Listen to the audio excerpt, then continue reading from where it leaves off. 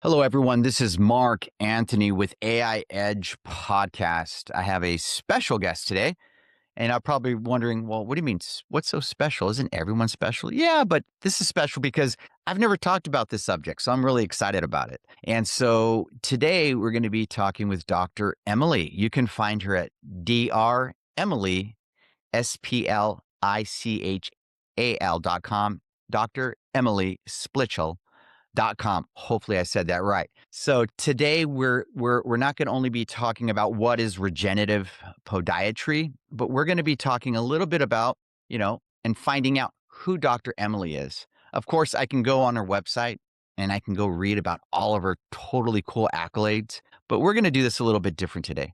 We're going to hear from Dr. Emily and hear about her passion, how she got not only into regenerative podiatry, but what has made her in her practice today. Thank you so much, Dr. Emily, for being here. Of course. Thank you for having me on, and I'm excited to talk about feet. Yeah, this is really cool. I was just telling you today, I love your website, and the funny part is the first thing I saw, I was like, well, she has pretty feet. Hey, that's just hey, it's rare these days. Feet come in all different shapes and sizes, but I don't believe I just said that. But with that being said, tell us a little bit about you and how you got into basically being a doctor and basically a feet doctor. Yeah, of course. So thank you for having me on. Yeah. I am a podiatrist, trained as a surgeon, trained East Coast, New York City, practiced in New York City for 10 years before moving to Arizona, where I am now. But within the podiatry space, I am much more of a functional and regenerative podiatrist. So that is based off of my passion and my appreciation for human movement, because in addition to podiatry, I also have a master's in human movement. So I consider myself a human movement specialist and a functional and regenerative podiatrist. Now, that is built off of over 20 years in the fitness industry. So it's actually where I started. I was a competitive athlete as well. Mm, So the athletics and the movement and the fitness is really a thread that as I was going through my podiatry training and learning to do surgery and obviously getting into clinical practice, is I always approached it with, I would say, a curiosity to ask questions and push buttons or ask why. Is there another answer? Is that the only thing that we could be offering patients? And that's really what led to my practice, because I truly believe that in podiatry specifically, but in a lot of Western medicine, we are not given all of the options always, meaning correct. podiatrically, supportive shoes, orthotics, surgery, physical therapy, or just stop doing whatever you're doing. And I feel like there are more options there for patients, especially as it relates to our feet and for movement longevity. Love it. So to make it simple for people, what what's the important of the feet really? I mean, we don't really hear much about the feet these days. What I do hear a lot about is the gut. I hear a lot about the gut health. That's your second brain. It's drilled into us. It's all over the internet. Yes. Yeah. Which and the gut is important. The feet are super important as well. But what I think helps people how to sell feet is I have to sell movement, because movement people will get. Movement is at the core of what supports longevity. If we Mhm. do not move, I mean, you will die if you don't move. The nervous system is shaped around being able to move. And where I think that this is important and I build an appreciation for this is that I treat a lot of patients with movement disorders, which Okay. means they're diagnosed with MS, Parkinson's, they've had a stroke, or I actually work with people who have had spinal cord injuries. So if you have your ability to have optimized movement taken away from you, and you know that you have a progressive disorder or diagnosis, you look at movement completely different. So when we look at movement and the value of it, we then look at, okay, well, how do we move? Oh, we move by standing on our 2 feet. Oh, we're standing in gravity with this sensory pressure down on our shoulders and stimulating our nervous system and our fascia. and you really start to appreciate your foot ground contact. Your Mhm. ability to stand on one leg is critically connected to your feet. And then, of course, we start to ask things like footwear and recovery and fascia. And then it even ties into emotion as well. Wow. How would it look if I were to come into your practice? Does somebody come into the practice and say, "Hey, do they normally say, "Well, I have a problem with my feet," or how does that normally work to even find you? I'm trying to, kinda pull that out. So my patient, very niche practice. So Mhm. I practice very, very uniquely. I think we're starting to set that tone here that I practice uniquely. A lot of my patients have, let's say they have a chronic presentation, chronic heel pain, chronic ankle pain, even chronic knee, hip, lower back. They have seen a handful of traditional providers, your orthopedist, your physical therapist, the chiropractor, whatever it is, and they keep hearing the same thing. They're stuck in this cycle. They're Okay. not getting out of it. So there's a chronicity to the patient that I'm seeing. They're wanting to see someone who is going to think outside of the box. I'm going to look at this from a fresh perspective. I don't care what any other provider told you before. I'm going to look at you with a clean slate, and I'm going to sit down and actually really listen to what you are presenting with. Then, based off of that, I do very in depth movement assessments, posture assessments, I do open chain assessments, and I'm really extrapolating from that what is happening here. And oftentimes it's neurosensory. It's something with the perception of the body in space. Okay. It's something about the timing of the stabilization in gravity that is what's contributing to what we're presenting with. And then I know because this will tie back into the regenerative podiatry, oftentimes I'm presented with chronic connective tissue injuries and they're trying to solve it through a whole body issue. Meaning, if I have had plantar fasciitis for 5 years, they're going to a provider who's telling them it's because your feet are flat and all you need is orthotics, or it's because Right. your glutes are weak and all you need to do is strengthen your glutes. But no one's actually looking at the actual tissue fibers to make them young and healthy again, and that's another way that I look at patient care. Wow. I have noticed that there's some doctors that are starting to use like Chinese medicine within the feet. And they always look at the feet first Mhm. and they look at the color on the bottom of, like I knew somebody that had orange feet and one of the doctors was like, that's not good. Now, is that some way somehow connected to the heart? So, I am not formally trained in these different Eastern Right. philosophies. However, I go to Asia a lot. So I appreciate a lot of the Eastern medicine philosophies, and it does start in the feet, and a lot of that is because of the really powerful relationship between our foot and the ground, which is where we could go into earthing if you would like. Grounding. Yep, grounding, earthing, which I'm a huge fan of the benefits of grounding. Um, but this is where you could start to look at reflexology, and there's different reflex points, visceral reflex points that are connected into the foot. Mhm. I work with a lot of reflexologists. I'm not trained in it. I refer patients to it. I am a believer in it. Also, a lot of toxicity, a lot of symptoms show up in the feet first before anywhere else.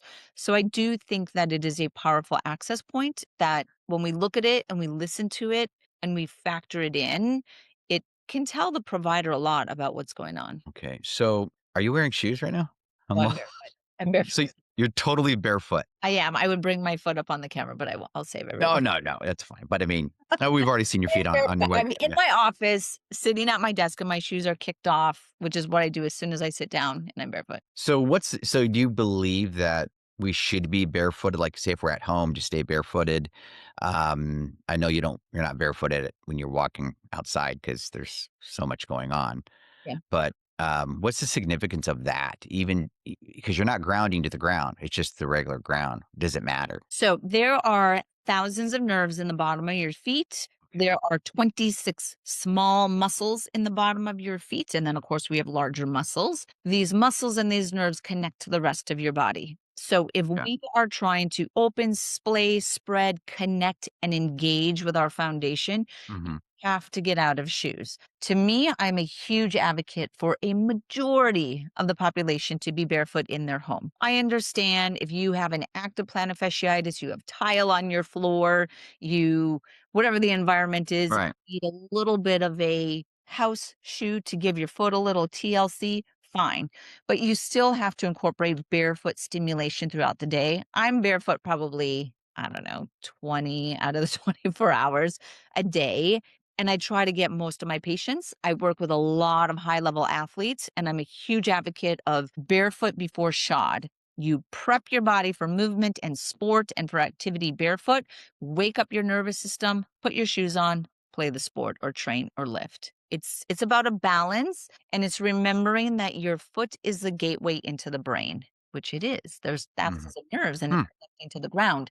So we have to be able to access that. If we are in thick, cushioned, rigid, supportive, narrow shoes, I mean, you are taking away half of the information that your nervous system needs to create the movement patterns. Like can you still move? Yes, but with half the information of what you need. So are you Right. moving optimally? No. Well, I love that. So when patients or soon to be patients find you, it normally starts either they're having ankle issues, maybe feet issues, pain in the foot. Is that correct?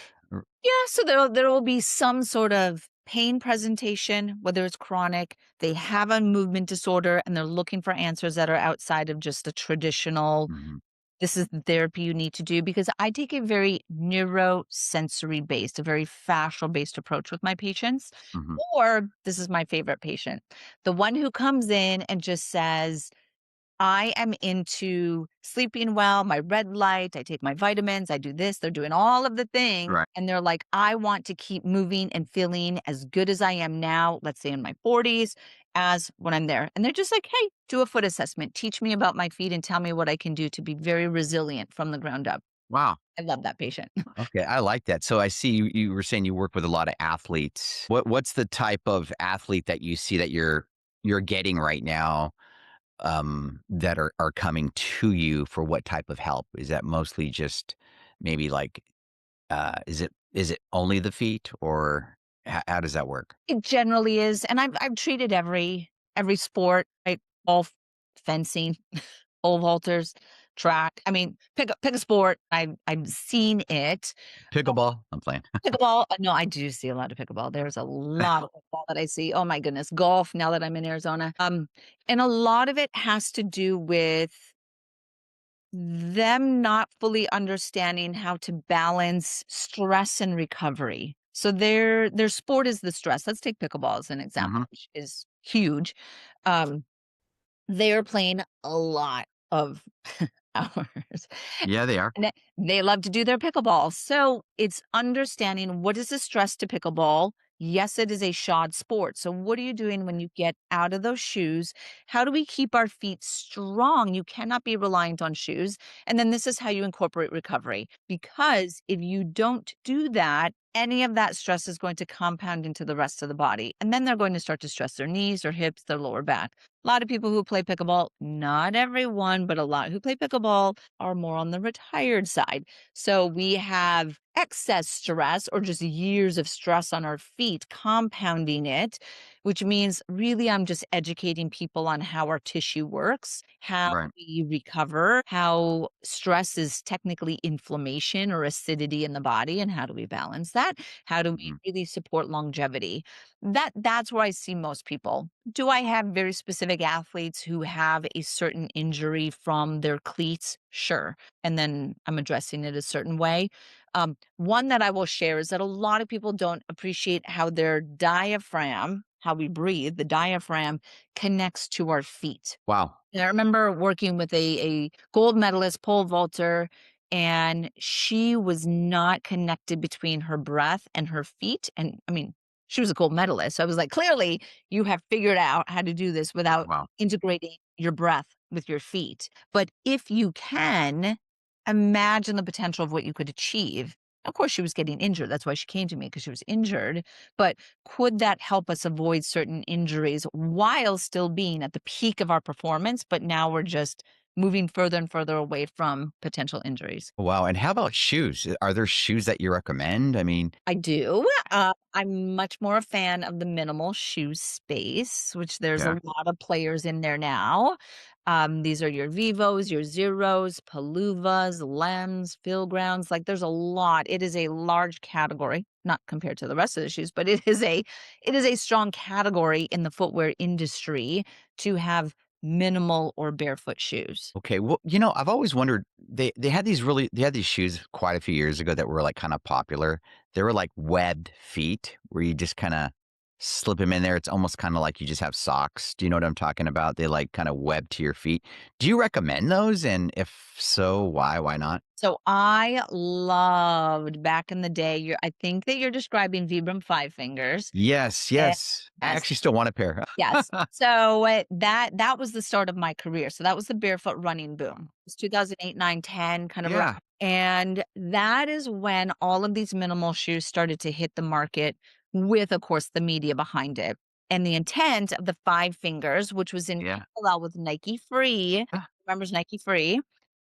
Was really trying to unlock natural foot strength by taking away the structure and the rigidity of the shoe. If you can twist a shoe, if you can fold a shoe, if there's right. zero drop, zero cushion, no counters, wide toe box, this is all the minimal shoes. Then that space kind of changed. Ibrams, you can still get them. So just, they are still available. There's another brand called Paluva, which has a Hmm, little bit more stack. I like that shoe. It looks less monkey foot or gorilla foot. So, depending on the aesthetic you're looking for, right. but I love those shoes. Oh, you're funny. You're no monkey foot here. Alrighty. So back to a little bit about, if you can expand a little bit about the importance of your feet for grounding, Yes. why it's so important, and so many people are getting away from it, and they're probably wondering why they're getting certain diseases and stuff like that. I'm sure. Yeah, so I love grounding, and I'm sure you've had guests that have spoken about grounding to some capacity, but grounding is essentially connecting historically to the earth, which has a negative charge. You are on grass, you're on dirt, you're on wood, something that is natural and connected to the planet Earth with its negative charge. Hmm. We have positivity in our system through inflammation and acidity, that is Yeah. stress, that is diet, that is cortisol. That's essentially how you age in disease is from Mm, acidity or the positive. So then by being on kind of grounding, you are negating a lot of that oppositional charge. right. If you look at the research around grounding, there's really great research as far as increasing circulation. It decreases blood viscosity. Of course, it helps to match the rhythm, the circadian rhythms of where you are. So if you travel and you go, 15 hours to Asia, that you are grounding to kind of re-coordinate to that circadian rhythm, which is really great.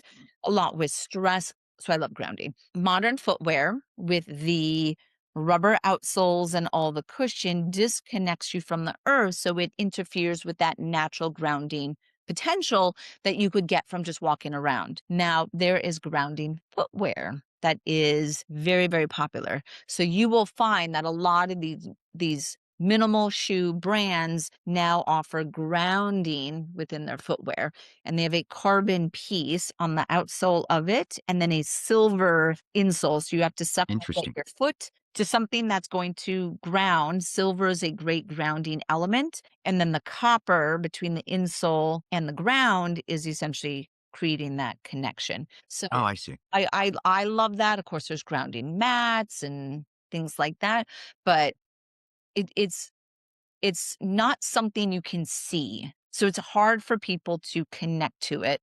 But if we think of grounding as like a lifestyle, it's part of this continuous thing that we do every single day, a small dose that consistently over time will have this additive effect.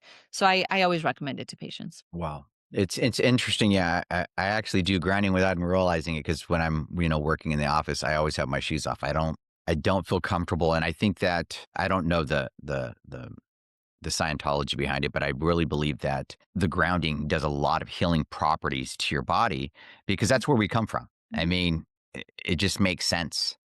I'm Yep. not sure why more people aren't doing that. And if you do that, what do they call you a tree hugger? Okay, maybe you're from Oregon. I'm just saying you get that. Yeah. I know that from living in Oregon area. So, Yeah. One thing that was interesting, I was in India teaching, and there was this older gentleman from India where there's obviously Ayurvedic medicine is mhm, from there. And I was just talking about grounding. He was like, "Oh, yes, we have a tradition where every morning when you have the morning dew on the grass, that mhm, they wake up and they kind of walk kind of around their property as part of huh. how they start their day." I'm sure they're doing some sort of meditation and connection to self and presence and connection to nature. But they say you do it first thing in the morning with the dew because then the water actually you ground better. So I just thought that that was really interesting that this is traditional in a lot of Eastern cultures. Oh, wow. So when you started working with feet, I'm sure your family was like, where did this foot thing come from? I'm just kind of curious. Yes. Well, my background is actually forensics. So they want Wow. yes, Wow. That's a I'm little change. yeah, I know. I'm sure my parents were like, "Oh, she's going to be like CSI, as a pathologist." So they were living my dream. Uh, I just remember my father being like, "Feet? oh Yes, my lord. right." So, but I think what they didn't realize that now they're like, "Okay, go Emily," is that there is so much power and fascination and interconnection and influence and change that can happen by understanding the foot. The Mhm. way that it is taught in traditional podiatry school is very it's not exciting. It's so not sexy. It is very restrictive. It is the same thing. And I'm actually so glad that I went to podiatry school and that I saw the opportunity to really push the message even more. To me, it's an untapped market. So when I started getting Oh yeah. like there is so much opportunity here. This is really great. I am in like No, you're in a great market. People yeah. don't realize it. Like, okay, so I'm an avid pickleball player. I play 6 days a week. I wish I could play 15 days a week. So ex tennis pro here, and just started playing 8 months ago, and I'm addicted. And anywho, so in a good way. But I do notice one thing: that market right now to tap into that would be huge because I'm seeing a lot of people that still think they're in their 20s and they're in their 50s, like myself. I'm 49. I still think that, I'm 19 and I'm playing with my 19-year-old boy, and he's like, "Dad," I'm like, because I'm thinking I'm fast. "No, Dad, you're not. You're fast, but you're not that fast the way that you're saying." I go, "Yeah, but I could still play like I was 19." "No, you can't, Dad." My point I'm saying that is that a lot of us guys that are in our late 40s and 50s, we're thinking that, and then we're like coming home with pain, Yes. in the feet because there's a lot of stoppage. Yeah. A lot. So that market is huge, right now, and it's just gonna continue to explode. What with feet, what's one of the most interesting things that you've maybe had somebody come in with about the foot that actually kind of made you like, "Wow, that's an interesting one," but you figured it out? Um, Into your own interesting question. um, I guess this is maybe I'll answer it and hopefully this will be interesting to you. So I see a lot of patients virtually and I'm able to treat probably 95% of foot conditions Really? virtually. Yeah. And that's because I listen to my patient. The patient is telling me what's going on without Well, realizing. that's rare these days. And yeah, so I create the space and I just know what questions to ask to get to the answer of the diagnosis. And how long have I been doing it? 15 years. So like Okay. it's now I have enough clinical experience as far as like what's going to come my way.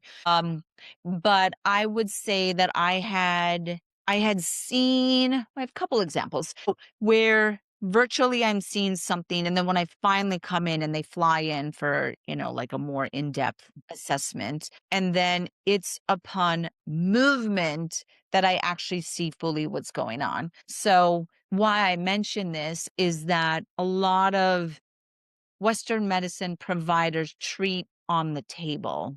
That is Right. it's like a palpation story where it really isn't. It's until I see someone moving and not like 3 feet. Like, "Ah, stand up, walk there, go here." Like, Right. no, like, you know, a decent distance that I can actually see a lot of what is presenting.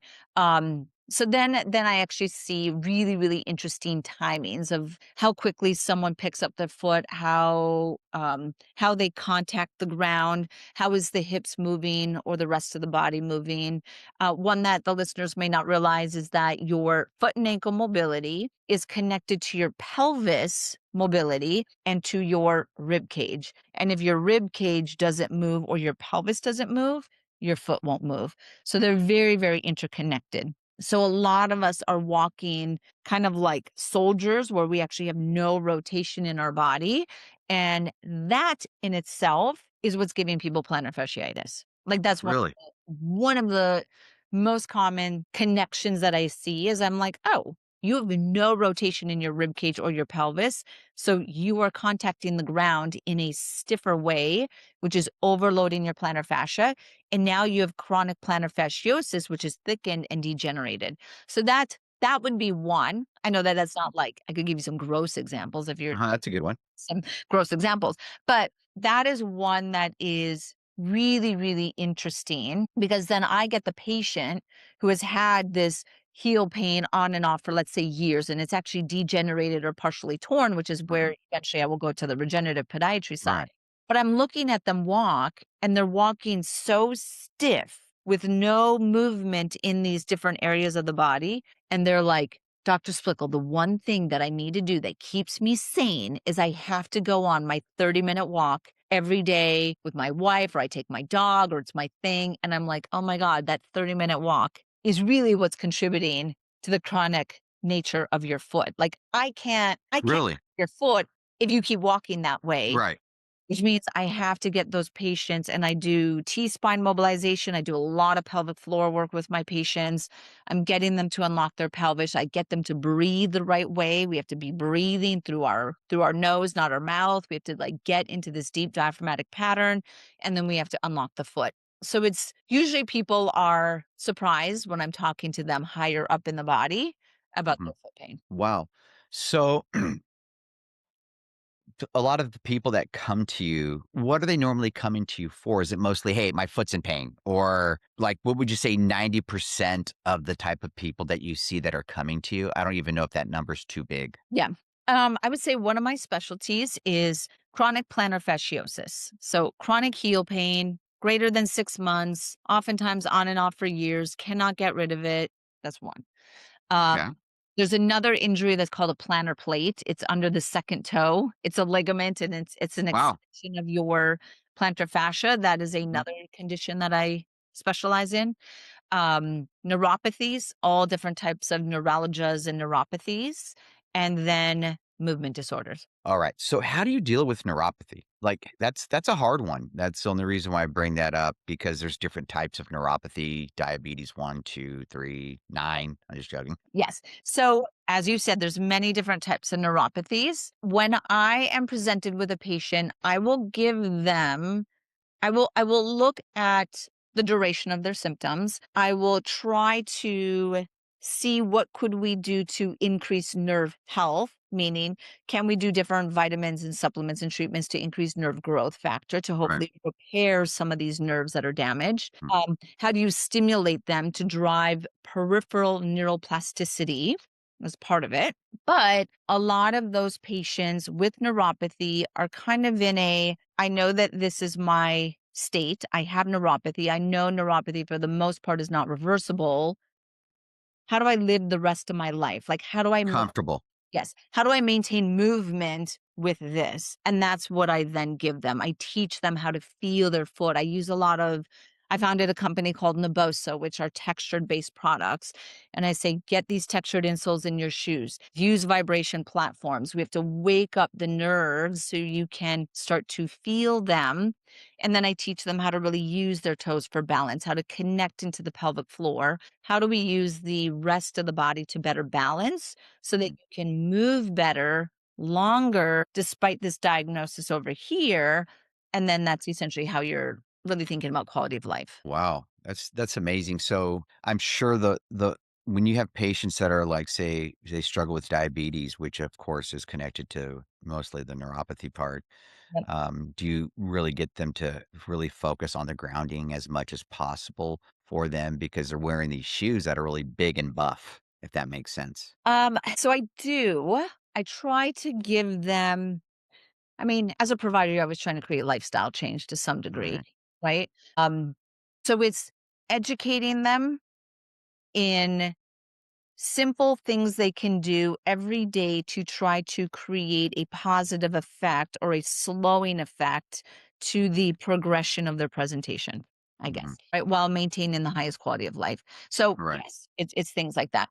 One that I will say is where I'm kind of dove in a little bit more than a lot of other providers is on the emotional, psychosomatic, the state of our mindset and what that does to our healing and our diagnosis.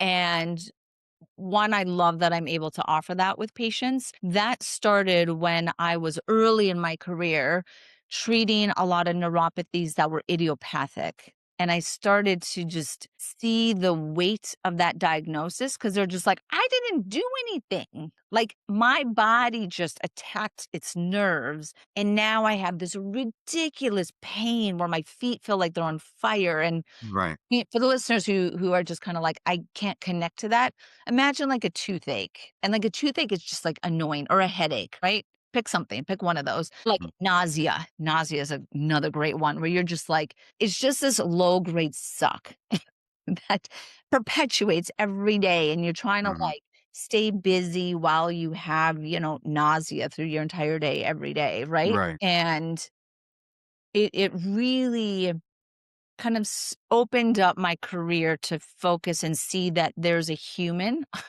there's a human behind every single one of these diagnoses. So I do work a lot with patients where I'm trying to help them shift their mindset around the diagnosis Okay. because it's a huge part of it. I truly believe that if you are too identified by the diagnosis, then it compounds the symptoms that you feel. Mhm. Have to look at it and kind of remove yourself from it a little bit so that you can maintain as high of quality of life and movement despite that diagnosis. Um, and I'm so a whole other conversation we can go into on that side, but I Mhm. truly believe that the mind is very, very powerful as far as how it can help heal the body Mhm. and just your experience with various conditions. No, definitely. Working with athletes, I'm sure it's a pleasure because you said you were an athlete yourself, or you still do you still play or So now I'm a competitive ballroom dancer. So No way. Oh, yeah, yeah, yeah, I remember that. That's awesome. yes, yes. Wow, I probably couldn't dance to save my life, but I can play pickleball. I'm all Pickleball, yep. Yeah, you should try it. It's real fun, I tell you. So, with people right now that are struggling with their feet, y what would you say if they're kind of on the fence right now? They've kinda given up, and they're just like, "You know what? The doctor told me that I need to take these pills, and they're working, but I have to continue to get a stronger dose of pills to help me with my feet pain." Yeah. What could you say to those type of people that are struggling with that right now? And also, little tagline off of it, some ways that you know that you can help them. So what I would say is oftentimes there are still more options on the table than what you're being presented with. Mm, And I have never, knock on wood, I don't know, never told a patient, I don't know, just live with it or that's it, just live with it. I've never told a patient, um, yes, oftentimes surgery is the last resort that's on the table, so surgery will always be down here.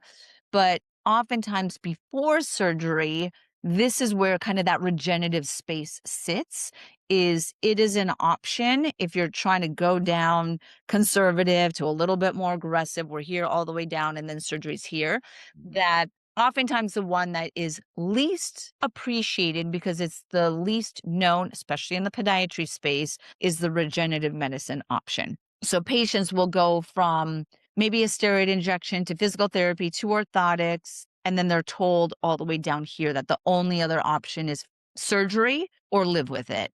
Okay. Patients get frustrated because they don't realize that there are more options on the table potentially for their condition. And then the regenerative side is for very specific presentation. So I also want to make sure that it's not misled. And that's one thing that I will see sometimes in the space also is that there's a very specific patient that I recommend those to. It is not every single patient who walks in the door who refuses surgery. Is that appropriate? Mhm. We need to make sure that we are not misleading, but there is potentially more options on the table than what that patient was told. Okay, awesome. I love that. Another question that I have before we land the plane here is what's the difference between, we hear the word regenerative podiatry and then we hear just, oh, that's a doctor of podiatry. What is there a major difference or is it just pretty much the same thing? Or is it just a fancy word? So no, it's not a fancy word. It's a nice word.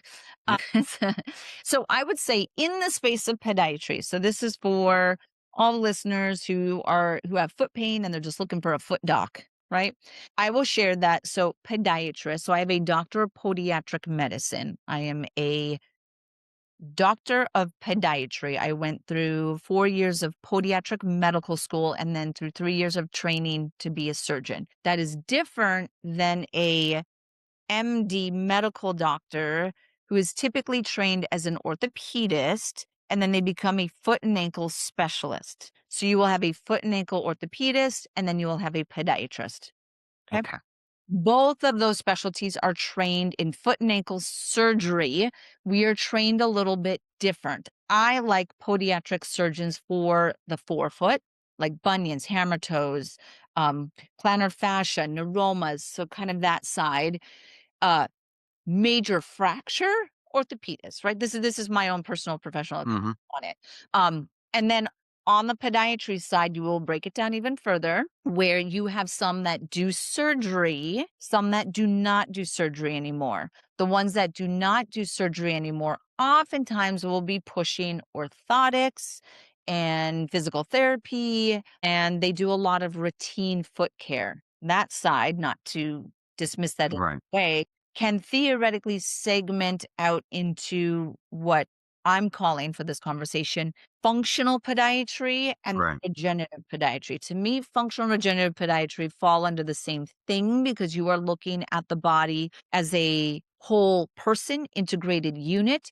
You are appreciating systemic influences on your body's ability to heal, specific Hmm. connective tissue injuries is really where regenerative medicine is great. So Hmm. of course, you could be a surgeon as well, but, um, passion and expertise kind of diverts as you go here, right? So I would wanna go to someone who's doing surgery all day, every day, because their hands Oh. are gonna be really good. Under the regenerative, I've been doing regenerative podiatry for the last 10 years, approximately 10 years, where I started with PRP and then Hmm. I soon shifted to more placental based Right. injections.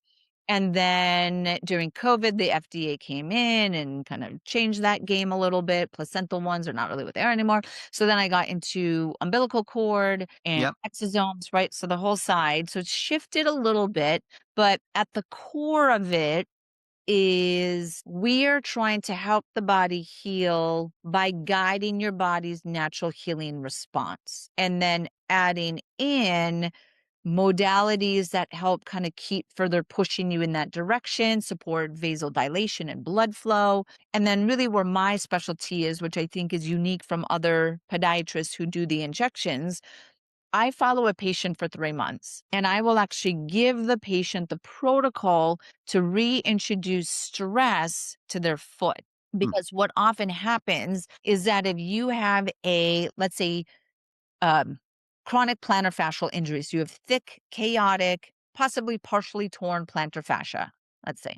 If I just inject exosomes and Wharton's jelly or growth factors or peptides, whatever it is, right? We have this. You're injecting it, your body's doing its thing that it's supposed to, and then you just throw a patient back into their activity. You've taken essentially this newly organized connective tissue. It's almost like virgin connective tissue, and you've just Mhm. thrown it at thousands and thousands of stress steps and stress, and now they think they can go back to play their pickleball right away.